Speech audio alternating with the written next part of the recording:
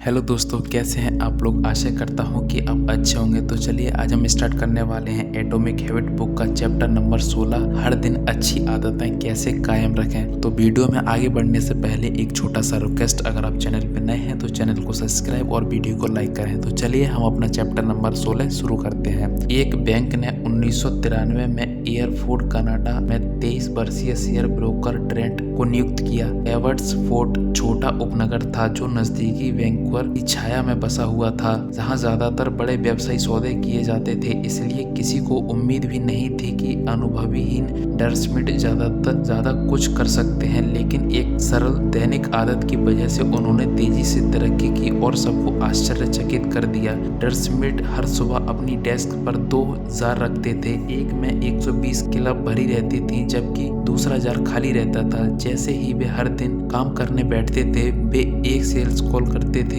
और इसके तुरंत बाद वे पूरे भरे जार में से एक पेपर क्लब निकालकर खाली वाले जार में डाल देते थे और यह प्रक्रिया दोबारा शुरू हो जाती थी। डर्समिट ने मुझे बताया, हर सुबह मैं 120 क्लब वाले जार से शुरू करता हूं और मैं तब तक फोन कॉल डायल करता हूं जब तक उन सभी को दूसरे जार में नहीं पहुंचा दूं। 18 महीनों के भीतर ही डर्समिट अपनी कंपनी के $5 मिलियन की आमदनी कर रहे थे। 24 साल की उम्र में वे हर साल $75,000 कमा रहे थे, जो आजकल $1,25,000 के बराबर है। इसके कुछ समय बाद ही उन्होंने किसी दूसरी कंपनी में 6 अंकों के वेतन वाली नौकरी मिल गई। प्रगति करना संतुष्टिदायक है और दिखने वाले पैमाने आपकी प्रगति का स्पष्ट प्रमाण देते हैं, जैसे पेपर क्लब्स या हेयर पिन्स या कांचों के एक जगह से दूसरी जगह पहुंच जाना। फलस्वरूप वे आपको व्यवहार के सुदृढ़ बनाते हैं और थोड़ी त्वरित संतुष्टि देते हैं। वे दिखने वाले पैमाने कई तरह के हो सकते हैं: food journal, workout log, loyalty punch card, किसी सॉफ्टवेयर डाउनलोड का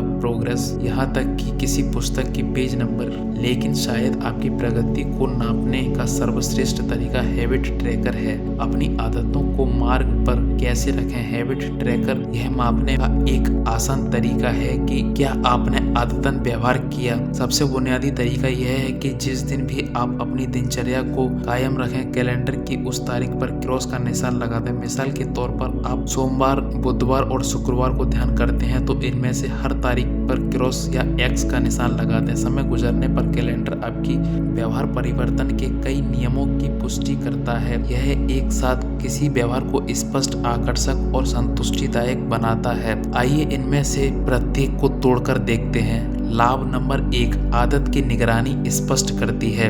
आपके आखिरी काम को दर्ज करने से एक ट्रिगर उत्पन्न होता है जो आपको पहले काम को प्रेरित कर सकता है। आदत की निगरानी करने में स्वाभाविक रूप से दिखने वाले संकेत बनते हैं, जैसे आपके कैलेंडर पर लगातार दिखने वाले एक्स के निशान या आपके भोजन के लॉग के आहारों की सूची। जब आप कैलेंडर देखते हैं और वहां आपको एक्स के निरंतर निशान दिखाई देते हैं, तो आपको वह काम करने की याद आएगी। शोध से पता चलता है कि जो लोग लक्ष्यों के संदर्भ की प्रगति की निगरानी करते हैं, जैसे वजन कम करना, सिगरेट पीना और ब्लड प्रेशर कम करना, वे ऐसे नहीं करने वालों की तुलना में बेहतर प्रदर्शन करते हैं। लाभ नंबर 2, आदत की निगरानी करना आकर्षक होता है। प्रगति उत्प्रेरण की सबसे प्रभावशाली रूप है। जब हमें यह संकेत दिखता है कि हम आगे बढ़ रहे हैं, तो हम उस मार्ग पर चलते रहने के लिए ज्यादा प्रेरित हो जाते हैं। इस तरह से आदत की निगरानी करने का उद्दीपन पर सम्मोहक प्रभाव पड़ सकता है। हर छोटी जीत से आपकी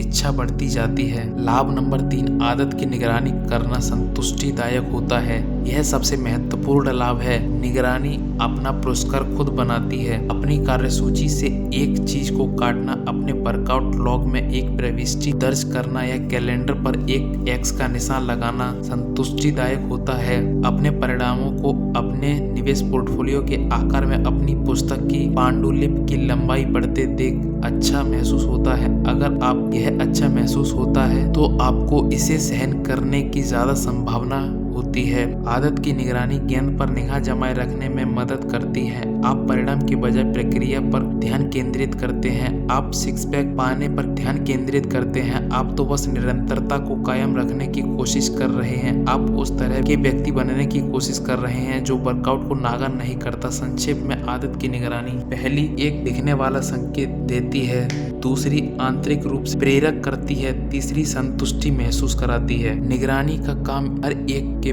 बस का नहीं है और आपको अपने पूरे जीवन की निगरानी करने की कोई जरूरत नहीं है, लेकिन लगभग हर व्यक्ति को इससे किसी न किसी तरह लाभ हो सकता है, भले ही यह अकाल्पनिक हो। हम निगरानी के काम को ज्यादा आसान बनाने के लिए क्या कर सकते हैं? पहली बात, जब असंभव हो मापन को स्वचालित कर दें। अंत में आदत। दूसरी बात, आपको केवल अपने सबसे महत्वपूर्ण आदत की ही वेतन निगरानी करनी चाहिए। अंत में आदत को दोहराने के तुरंत बाद हर मापन को दर्ज कर लें। व्यवहार पूरा करने इसको लिखने का संकेत है। इस नीति से आप अध्याय 5 में बताई गई आदतों के ढेर लगाने की प्रणाली की आदत की निगरानी से मिल सकता है। अगर आपने अध्याय 5 नहीं पढ़ा है तो जाके चैनल पे चेकआउट कर सकते। आदत का ढेर प्लस आदत की निगरानी का फार्मूला। वर्तमान आदत के बारे में अपनी आदत की निगरानी करूंगा। जैसे जब मैं सेल्स कॉल करने के बाद फोन रखूंगा तो एक पेपर क्लिप उठाकर दूसरी जगह रख दूंगा। जब मैं जिम से एक सेट पूरा कर लूंगा तो इसे अपने वर्कआउट जर्नल में दर्ज करूंगा। जब आपकी आदतें पटरी से उतरें तो उन्हें जल्दी कैसे उभरें। चाहे आपकी आदतें जितनी भी नियमित निरंतर, यह तय है कि जीवन किसी न किसी बिंदु पर बाधा डालेगा। पूर्णतः संभव नहीं है। जल्दी ही कोई ना कोई आपातकालीन स्थिति सामने आ जाएगी। आप बीमार पड़ जाएंगे या आपको ऑफिस के काम के सिलसिले में यात्रा करनी पड़ेगी या आपके परिवार को आपके थोड़े ज्यादा समय की जरूरत होगी। जब भी यह मेरे साथ होता है तो मैं खुद को एक आसान नियम याद दिलाता हूँ, 2 बार कभी नहीं चूकें। अगर मैं एक दिन चूक जाता हूँ तो मैं जल्दी से जल्दी दोबारा पटरी पर आने की कोशिश करता हूँ। एक वर्कआउट चूकना तो बर्दाश्त किया जा सकता है, लेकिन मैं लगातार 2 वर्कआउट नहीं चूकना चाहता। शायद मैं एक बार पिज्जा खा सकता हूँ, लेकिन मैं इसके बाद स्वस्थ आहार खाना चाहूंगा। पहली गलती आपको बर्बाद नहीं करती, पहली गलती के बाद दोहराई गई गलतियों का चक्र आपको बर्बाद करता है। एक बार चूकना तो दुर्घटना या संयोग है, 2 बार चूकना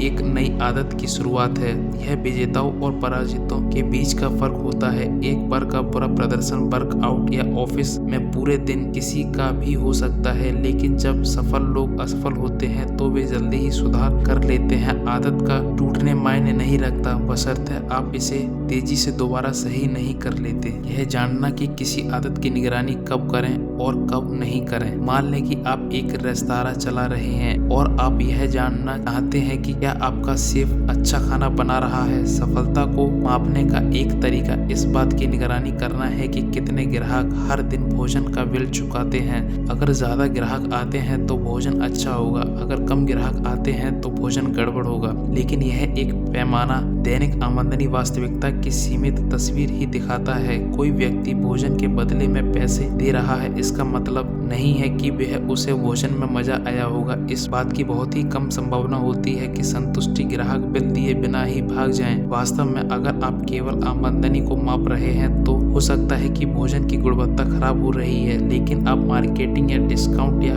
किसी दूसरे तरीके से इसकी भरपाई कर रहे हैं। इसलिए इसके बजाय इस बात की निगरानी करना ज्यादा प्रभावी हो सकता है कि कितने ग्राहक अपने आहार को पूरा खाते हैं, और शायद उदारता से टिप देने वाले ग्राहकों की प्रतिशत की निगरानी करना भी ज्यादा सार्थक हो सकता है। कुल मिलाकर आदतों की निगरानी को इसकी सही जगह पर रखना अत्यंत महत्वपूर्ण है। किसी आदत को दर्ज करना और अपनी प्रगति की निगरानी करना संतुष्टिदायक महसूस हो सकता है, लेकिन मापन ही एकमात्र महत्वपूर्ण चीज नहीं है। इसके अलावा प्रगति को मापने की कई तरीके होते हैं और कई बार इससे मदद मिलती है कि आप अपना ध्यान किसी बिल्कुल अलग चीज पर केंद्रित कर लेते हैं। अगर आप वजन की मशीन की संख्या से प्रेरित नहीं हो पा रहे हैं तो शायद एक अलग पैमाने पर ध्यान केंद्रित करने का समय आ गया। ऐसा पैमाना जो प्रगति से ज्यादा आपको संकेत देता है। आप चाहे जिस भी तरीके से अपनी प्रगति को मापन करें, आदत की निगरानी करना आपकी आदतों को ज्यादा संतुष्टिदायक बनाने का एक सरल तरीका प्रदान करता है। हर मापन यह प्रमाण देता है कि आप सही दिशा में जा रहे हैं। यह किसी काम को अच्छी तरह करने पर तत्कालिक खुशी का पल भी उत्पन्न करता है। सारांश जो हमने पाठ पढ़ा है, इसका निचोड़: प्रगति करने का भाव सबसे संतुष्टिदायक भावों में से एक है। दूसरा, हैबिट ट्रैकर को मापने का एक सरल तरीका है कि क्या आपने किसी आदतन व्यवहार को किया, जैसे कैलेंडर पर एक्स का निशान लगाया। तीसरा, हैबिट ट्रैकर्स और मापन के अन्य दिखने वाले प्रारूप आपकी आदतों को संतुष्टिदायक बना सकते हैं, क्योंकि वे आपकी प्रगति को स्पष्ट प्रमाण दिखाते हैं। चौथा, श्रृंखला या सिलसिले को नहीं तोड़ें, अपनी आदत निरंतरता को कायम रखने की कोशिश करें। पांचवा, कभी 2 बार नागा नहीं करें। अगर एक दिन नागा हो जाए तो जल्दी से दोबारा पटरी पर आने की कोशिश करें। छठा, आप किसी चीज का मापन कर सकते हैं, इसका मतलब यह नहीं है कि वही सबसे महत्वपूर्ण चीज है। साझेदारी के प्रति जवाबदेही हर चीज को बदल सकती है। तो इसको हम पढ़ने वाले हैं चैप्टर नंबर 17 में, यानी कि कल। तब तक के लिए bye, goodbye, take care. और जाते जाते चैनल को सब्सक्राइब, वीडियो को लाइक करना ना भूलें। Thank you, bye.